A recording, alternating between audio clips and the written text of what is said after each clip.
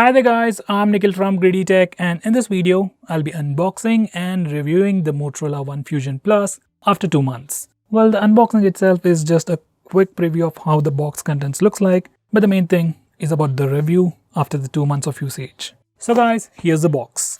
Now here's the basic information. Motorola has launched this phone in India. You can buy it online on flipkart.com or Motorola's very own website, or even in offline Motorola stores.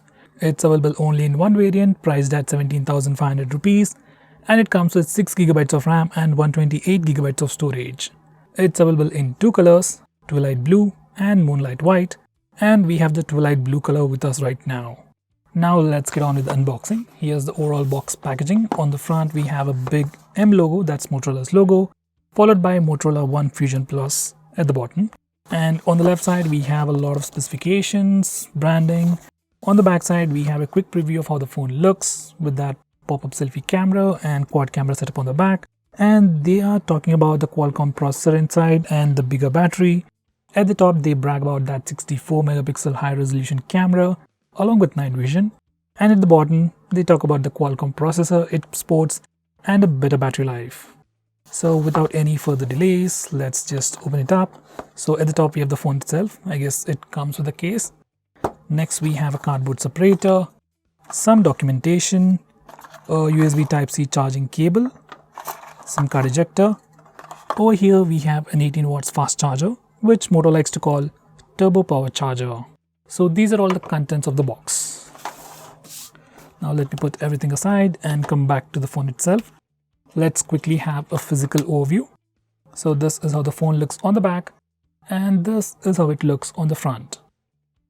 On the back, this phone has a 3D curved fiberglass, and underneath that we have a pretty cool panel. It's not super reflective and it has a bit of texture to it. Nothing too fancy, in fact it looks much cleaner. On the top left corner we have the quad camera setup with a slight bump to it, followed by a single LED flash and some engraving. Beside that we have the circular fingerprint scanner with Moto dimple and Moto branding inside it. On the front you get a massive display without any kind of punch holes or notches. It's completely display itself, covered by a 2.5D curved glass. Above the display it has just the earpiece, and below the display it's completely plain with a small chin. Now for the sides. On the right side it has the power button followed by volume buttons and a dedicated button for Google Assistant. By the way, power button and the Google Assistant button come with a nice texture, which is really appreciated. These buttons are made of plastic and have a nice clicky feel to them. I just wish they were slightly more elevated. On the left side it is completely plain. At the top we have the secondary microphone for noise cancellation, followed by a pop-up camera mechanism which houses the front-facing camera, followed by a SIM card tray housing a nano SIM slot along with a hybrid SD card slot. So you can either use two nano SIM slots or a nano SIM and an SD card, not all three at once. Finally, at the bottom it has a 3.5mm audio jack followed by the primary microphone, USB Type-C charging port and the speaker grill. Finally, this phone has a thickness of 9.6mm and weighs 210 grams. By the way, you also get a free case inside the box, and this is how the phone looks with the case on. Now this is just a soft silicone case. It just gives you some extra grip and prevents smudges, that's all. It doesn't give you any kind of protection. In fact, the cameras protrude out of the case itself, so even with the case on, when you place the phone directly on its back, cameras are in contact with the surface and they can get scratched. So this case is barely usable, and I would suggest you to get a better case as soon as possible. Now these are the complete specifications of this phone. On the rear, this phone has a quad camera setup with a 64 megapixel primary camera with f1.8 aperture, followed by an 8 megapixel ultra wide angle camera with f2.2 aperture and 118 degree field of view, a 5 megapixel camera for taking macro shots, and finally a 2 megapixel camera for taking portrait shots. For selfies, it is a 16 megapixel camera with f2.2 aperture. On the front you get a massive 6.5-inch IPS display with Full HD Plus resolution with 19.5:9 aspect ratio. Under the hood it sports a Snapdragon 730G processor with Adreno 618 GPU, 6GB of RAM and 128GB of storage. Under the hood it's running Android 10, and powering this device is a massive 5000 mAh battery that supports fast charging and also comes with an 18 watts power adapter inside the box. So guys, those were the complete specifications. Now for the review, let's start off with the design and build.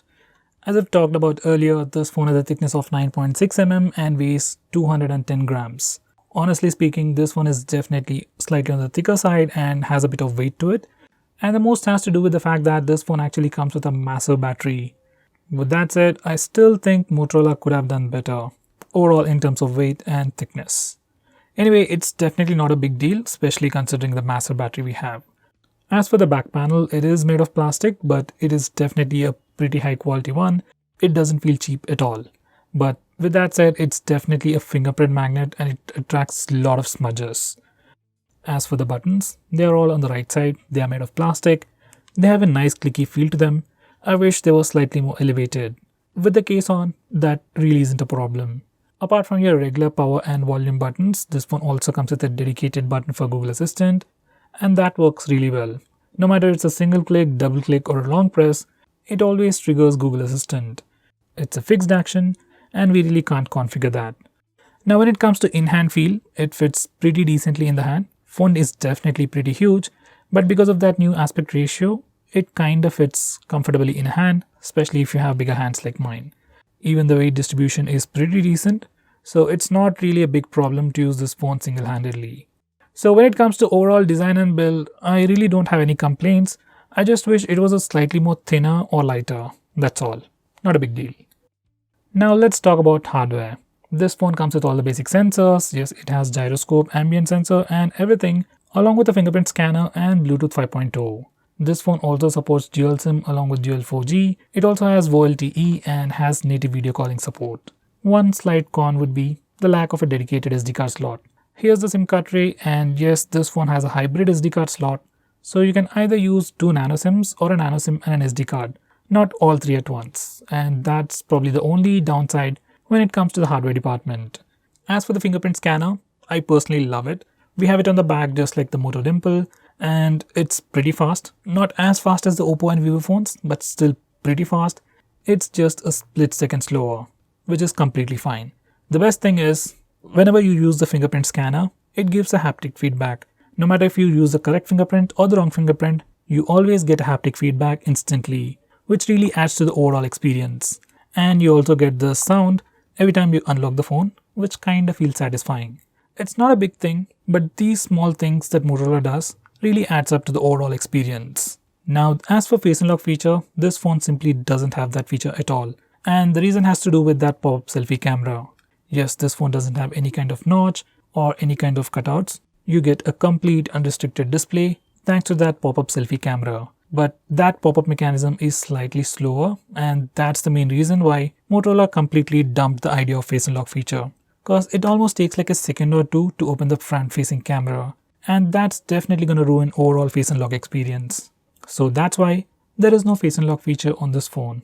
Once again, it's definitely not a big deal as we have a pretty good fingerprint scanner right where we need it. Now as for the pop-up camera mechanism, it has been pretty well tested and it also has some safety measures. Like it has a feature called fall detection to protect the pop-up camera by retracting it automatically when it detects a fall. And the pop-up camera also closes automatically if someone tries to close it forcibly. So if you're worried about that pop-up selfie camera, there really isn't much need for that. By the way, auto brightness sensor also works pretty well on this phone.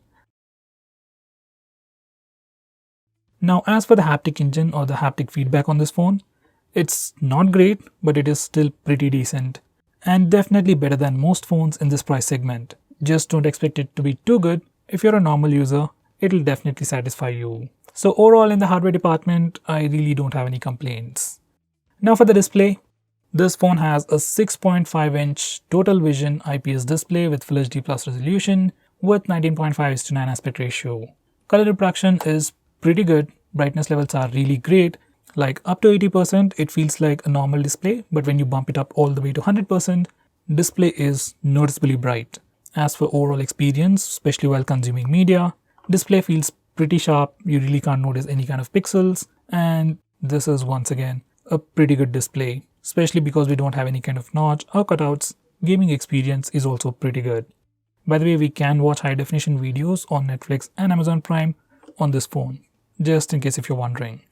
Now when it comes to cameras, this phone has a quad camera setup on the rear and a single front-facing camera inside that pop-up mechanism. And overall, I must say cameras are pretty decent. with a lot of camera related features. You can check out my video on best features to know about all the camera related features. As for the regular performance, in good lighting conditions, you get pretty decent pictures with good color reproduction. And even in low lighting conditions, it does a pretty decent job. As for selfies, once again, it does a pretty decent job. Dynamic range is great. Even the color reproduction is pretty good, like spot on. As for portrait shots, edge detection is pretty decent. Colors are slightly on the saturated side, but still look pretty good. As for portrait selfies, these are the sample shots. Once again, edge detection isn't perfect, but it's definitely manageable. And color reproduction is pretty good, just like the regular selfies. For the price, cameras are definitely good enough for taking photos. As for video recording, here's the sample footage. Video recorded from the primary camera looks pretty decent. It also has electronic mid stabilization, but stabilization itself doesn't look all that great. Other aspects of the video, like focusing or color reproduction, is on spot. It's pretty good. I just wish stabilization in the default mode would have been much better. Now, here's the footage from the wide angle camera. Once again, stabilization is bad, but the rest of the aspects like color reproduction and dynamic range and exposure control are still pretty good. Now, this phone also has a dedicated stabilization mode which can further improve stabilization, and in this mode, footage is definitely much more stable, but it has a bit of focus hunting issues which can be pretty irritating. It might be a software bug and can be fixed with a future update. So overall, cameras are pretty good on this phone, especially they are great for taking photos. In terms of video recording, they are lacking a bit, but still can be usable. Now let's talk about performance. This phone sports a Snapdragon 730G processor and an Adreno 618 GPU with 6GB of RAM and 128GB of storage. These are the benchmark scores. Now when I say about the specs, let's have a quick look at the price. This phone is priced at 17,500 rupees. And for a Motorola phone to sport a Snapdragon 730 processor, Snapdragon 730G processor at 17,500 rupees is probably like a dream come true. Yes, Motorola is usually never known to give great performance at a budget price. Well, that changed with this phone, and I must say the performance of this phone is pretty good and definitely comparable with other online exclusive phones in this price segment. Overall performance of this phone, whether it's the normal usage or the gaming experience, has been pretty good so far. I've played games like PUBG or Asphalt 9. Well, Asphalt 9 really doesn't matter, it's pretty smooth on almost all the phones. But as for PUBG, I really had a good gaming experience on this phone. Even the memory management is pretty good on this phone. Most of the applications that are still in memory instantly open up, and this phone is easily capable of keeping more than 10 recent applications in memory. So overall performance has been great and I really don't have any complaints. In fact, I must say, in the performance department, Motorola has really outdone all of its previous devices, especially considering the price. Throughout my usage, I didn't notice any kinds of hiccups or lag whatsoever. Everything was as smooth as it was on day one, and once again, no hiccups, no lag whatsoever. Everything was pretty smooth. Now when it comes to software, there is a bit of confusion going on. This phone called Motorola One Fusion Plus is part of the Motorola One series, but it's not officially part of Android One program. But still everything feels pretty smooth. Right out of the box, it is running stock Android based on Android 10, which is exactly like pure stock Android with some additional features from Motorola like the Moto Display, Moto Actions, and so on. As far as the user experience goes, everything is pretty smooth and pretty responsive, just like most of the Android One based phones. Aside from your regular Moto features like Moto Display and Moto Actions, we also have new features like 3-finger screenshot, and we can also swipe down on the fingerprint scanner to pull down the notification bar, which works really well. Motorola has also brought in some new features with this phone, mainly with their My UX. First, we have a complete section called personalization, where we can create our own styles, which are basically themes, where we first start off by choosing different fonts, where we can select our preferred accent colors. We can also change the icon shapes. Besides that, we can also change the wallpaper from the same section and go out with your own custom layout. Motorola has added a new feature called Moto Game Time to enhance your gaming experience. Just enable this feature, and whenever you open any game, it gives you quick shortcuts when you swipe from the left side of the screen. You can open some applications like Facebook in a floating window. You can take a screenshot, block calls, and stop notifications. If we go to settings, we can also disable auto brightness. As of now, these gaming features are pretty basic, but with future updates, we might get better ones. I've been using this phone for the past 10 days, and in terms of software experience, everything has been pretty smooth, and I didn't notice any software bugs whatsoever, and everything has been pretty smooth and pretty consistent at that. So once again, in the software department, no complaints, and once again a big thumbs up. Now when it comes to audio department, this phone has a single loudspeaker at the bottom with smart PA amplifier, and I must say this phone definitely has one of the best or one of the loudest speakers in this price segment. It's definitely great for media consumption, ringtones and alarms. Here's a quick audio sample.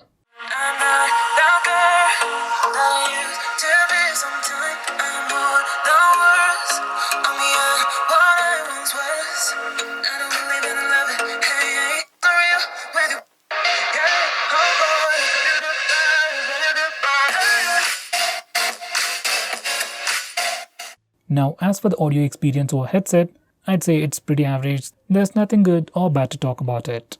Now finally, let's talk about battery life.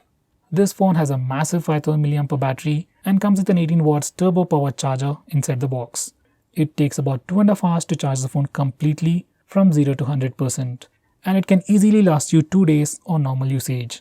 Even if you're a heavy user and likes to play games continuously, it can definitely last you an entire day. So when it comes to battery life, it is definitely a selling point for this phone.